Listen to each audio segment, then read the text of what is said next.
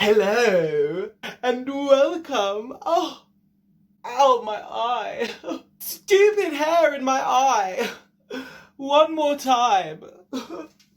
Hello and welcome to another episode of Scandalously Reviews.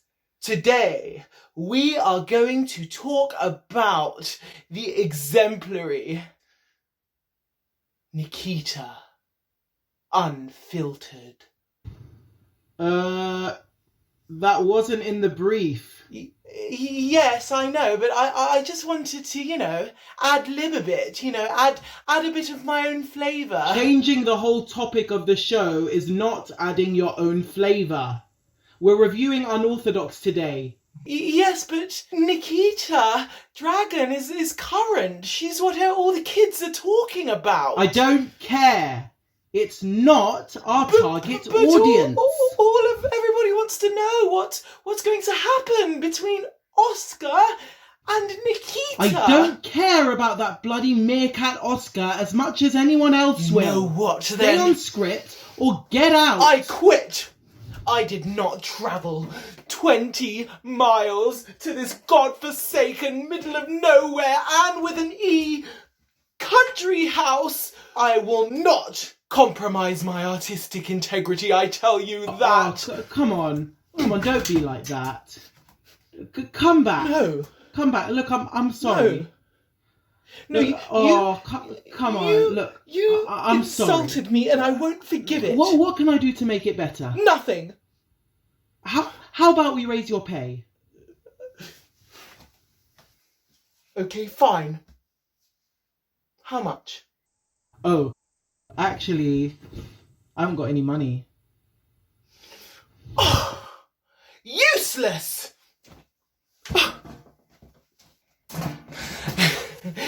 Sorry about that, guys. Little bit of an altercation, but we dealt with it and the show must go on. Hello, guys, and welcome to another episode of Scandalously the Third. Get to know. So today we are going to talk about a mega popular Netflix series called Unorthodox. If you have not seen it, I do recommend you freaking watch it.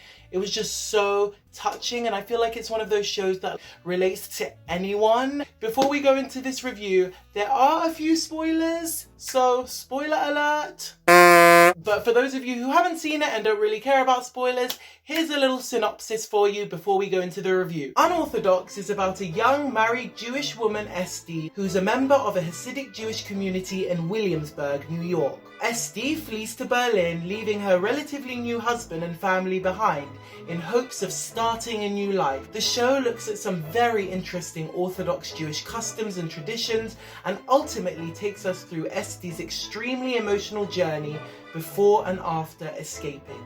So I personally found the show amazing, but I did also find some parts underwhelming. So let me stop blabbing on and let's just go straight into the damn review. Okay, so the first thing I want to talk about is the actors that I actually thought were good, because not all of them were. The first one was obviously Esty. She was freaking amazing. Some people are just born on this earth to be good actors. Her face was just so emotive and I think that she's a really amazing up and coming actress. More than that, I loved how her character had a journey. There were different parts of this show where you got to see Esty before she ran away, while she was in Berlin, and you could really see that she was like a different Esty throughout the whole thing. She gave her character the time to unravel and that was really enjoyable for us as the audience because we got to go on that journey with her and we got to really feel like we were experiencing it too. I think that's what made it so relatable. The sex education lady, can we talk about her? That woman made me laugh. The hell? She was like, Shalom Esty, how are you? Good Shabbos. So today we're going to talk about sexual health. So do you have any concerns about what it means to procreate?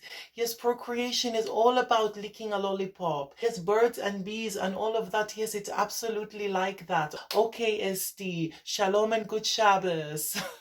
She killed it. The other actor that was really good was the guy who played Yankee. You can't hate him. All he had been taught is being a Hasidic Jew, and that was the truth. At the last episode, when he cuts off his curls on the side, I thought that was such a powerful scene. That really does go back to the idea of doing the last thing he could do to restore normality. He was striving so hard to get her back. I will even do this just to go back to what feels normal for me. And I found that really sad, and my heart really went out to him. I really felt for him and I sympathized with him. And then Moisha, even though he was nasty, he's like one of those sleazy, nasty, manipulative, weird guys, he was really well cast for that. He pulled it off really well. Now we're going to talk about the bad actors. It's really weird because for a show that's so well cast in so many ways and has got it so right in so many ways with the writing, I don't understand how there's a whole other side where they got it so wrong with the casting. So the first people that I thought were completely wrongly cast and were really like cheesy were the friends. Can anyone agree with me? They were literally like, Esty, nice to meet you, nice to see you, let's go to the beach, yay, woohoo, fun, we are from Germany. And like, what the hell was this forced attempt for them to come across as like a diverse group of people? I feel like if they wanted to exemplify that Germany is like a diverse place, they could have allowed their ethnicities to come out in more natural ways, but it was like, yo, Esty, yeah, I'm German, Croatian, Somalian, yo. Hi, nice to meet you, Esther. I am Filipino, South African, German, I'm just like really international. Nice to meet you. I have an African drum, which means I'm African. But I'm in Germany, but I'm African. Nice to meet you. Don't get me started with the Israeli girl. She was like that typical patronizing girl that you just don't like being around. We're too busy defending our present to be thinking about our past. Come on, guys. Esty is just not gonna make it into the music school. We can't keep lying to her. I'm a realist. I'm someone who tells people the real things. That's my character, and that's how I must come across. Like, it just felt forced. Like, that's all I can really say about that. The other woman, oh my god, why the hell did they cast Esty's mum like that? It is not possible to be that apprehensive constantly. She had a constant look on her face of, Esty.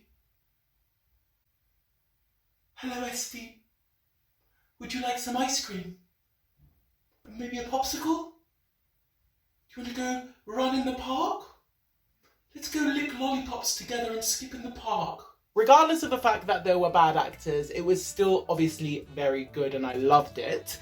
There was one scene where Esty had to walk around the grocery store and act like she was just like shopping while her soon-to-be husband's mum would like spy on her in the grocery store and just watch her to see what kind of a woman she was, and she knew that they were spying on her. And there's this scene where she's like looking at some products and then the mum is over there watching and she catches her eye and they catch each other's eye and then they're kind of like, and then she took the courage and she just walked straight past the mum and the mum was, oh my gosh, it was such a small thing. She was supposed to act like she couldn't even see the mum and she walked straight past her. It's such a small thing, but it just really exemplified what kind of boundaries she was willing to push. And then like after watching the show, like I got really interested in like the Hasidic community and how the show was made. And it's crazy, like I don't know if any of you have seen One of Us, but it also follows the real life of a woman who lived in Williamsburg in New York. There's a line in Unorthodox where she says, Williamsburg is not America.